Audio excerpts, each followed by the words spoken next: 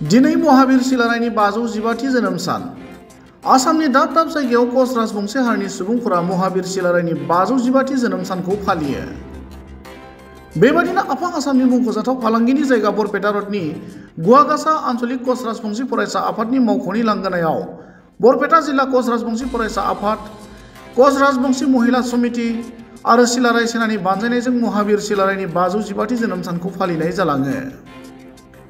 हाबाफारि बायदियै फुंबिलि समाव कच राजबंशी हारिनि माहारियारि फिरफिलाखौ बरपेटा रडनि गागि समाज सिबियारि धरणी दास बिथाङा बिरहोयो। बेबादिनो आक्रासुनि फिरफिलाखौ आफादगिरि अजय बर्मन आरो सिलाराय सेनानि फिरफिलाखौ सिलाराय सेनानि गाहाय हरे कृष्ण बर्मनआ बिरहोयो। रुंसारिफोरनि मुङाव आलारि बाथि फोजोंजेनो फोरोंगिरि हरे कृष्ण बर्मनआ।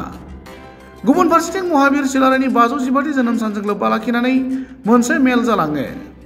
बरपेटा जिल्लानि गोबां रायजो राजाफोरा बाहागो लानाय बे मेलखौ बरपेटा जिल्ला आक्रासुनि आफादगिरि अजय बर्मनआ मासि लानानै सामलायदोंमोन। बरपेटा रडनिफ्राय पुरन देउरिनि रिपर्ट, समनि रादाब। আজি বিশ্ব মহাবীর চিলাৰায়ৰ 515তম জন্ম জয়ন্তী উৎসৱ।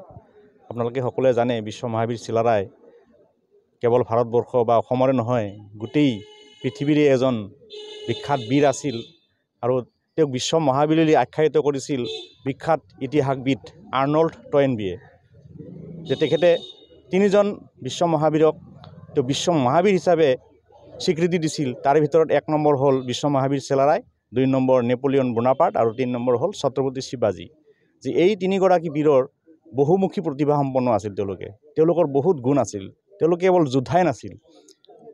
তাৰে বিশ্ব মহাবীৰ চিলাৰায়ৰ কথাই মই কৈছোঁ যে তেখেতে একেধাৰে শুনিপন যোদ্ধা, সেনাপতি তথা সুচিকিৎসক, সাহিত্যিক আৰু সুশাসক আছিল। তেওঁ তাৰমানে বহুমুখী প্ৰতিভা সম্পন্ন ব্যক্তি আছিল।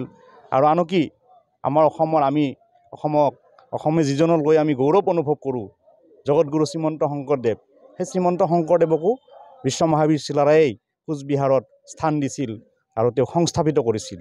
আৰু তেওঁৰ ছত্ৰ ছায়াতে থাকি গুৰুজনাই আজি কীৰ্তন, ঘোষা তথা অন্যান্য সাহিত্য ৰচনা কৰি অসমীয়া সাহিত্যক সমৃদ্ধ কৰিলে তথা অসমীয়া জাতিটোকে তেওঁ জীয়াই ৰাখিলে। আৰু সেইগৰাকী বীৰকে তেওঁ স্থান দি তেওঁৰ ছত্ৰ ছায়াত ৰাখি তেওঁক সাহিত্য চৰ্চা তথা ধৰ্ম প্ৰচাৰ কৰাৰ কাৰণে সুবিধা কৰি দিছিল আৰু ভেলা মধুপুৰত তেওঁক সংস্থাপন কৰিছিল।